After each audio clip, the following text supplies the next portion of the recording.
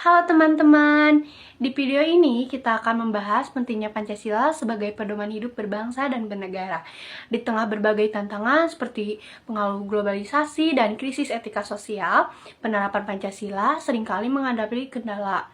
Nah, di sini kita akan mengupas berbagai cara untuk mengatasi tantangan tersebut, serta tindakan nyata yang bisa kita lakukan untuk menghidupkan nilai Pancasila dalam kehidupan sehari-hari.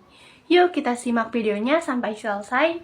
Yang pertama, tantangan dalam penerapan Pancasila di Indonesia, yaitu krisis moral dan etika.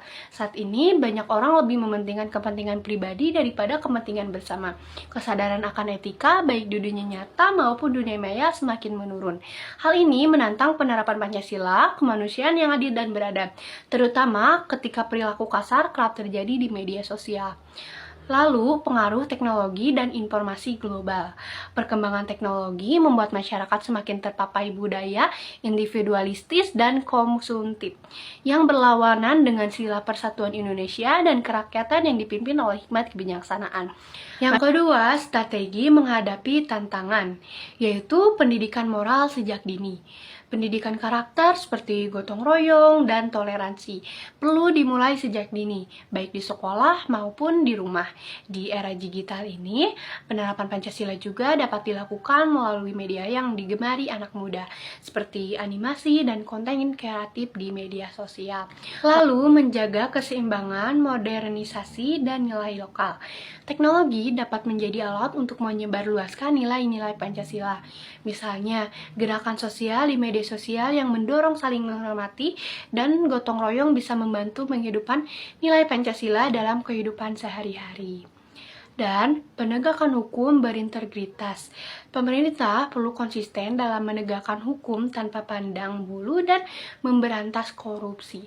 Selain itu, kesadaran masyarakat tentang hak dan kewajiban juga perlu ditingkatkan melalui pendidikan kewarganegaraan yang memperkuat rasa keadilan. Yang ketiga, tindakan nyata yang mencerminkan penerapan Pancasila, yaitu menghargai perbedaan dan menjunjung toleransi. Menerapkan toleransi dalam kehidupan sehari-hari mencerminkan sila persatuan Indonesia. Misalnya, dalam dialog tantangan perbedaan keyakinan atau pandangan, kita tetap bisa berdiskusi dengan penuh rasa hormat. Lalu, aktif dalam gotong royong dan kegiatan sosial, terlibat dalam kegiatan masyarakat seperti kerja bakti atau amal. Adalah wujud nyata penerapan sila kemanusiaan yang adil dan beradab. Tindakan ini menguatkan ikatan sosial dan meningkatkan kepedulian terhadap sesama. Lalu, berperan dalam musyawarah. Musyawarah adalah salah satu aspek penting dalam Pancasila. Dalam keluarga atau komunitas, kita bisa aktif berpendapat dan mendengarkan pendapat orang lain demi kepentingan bersama. Dan menjaga sikap adil dan jujur. Mengawalkan sila keadilan sosial bisa dimulai dari tindakan kecil, seperti bersikap adil dan jujur dalam lingkungan. Misalnya, tidak mengambil keuntungan pribadi dan bersikap terbuka terhadap orang lain. Demikian pembahasan tentang tantangan dan langkah nyata dalam penerapan Pancasila yang saya ketahui.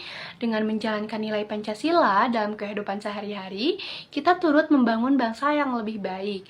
Terima kasih sudah menonton, sampai jumpa.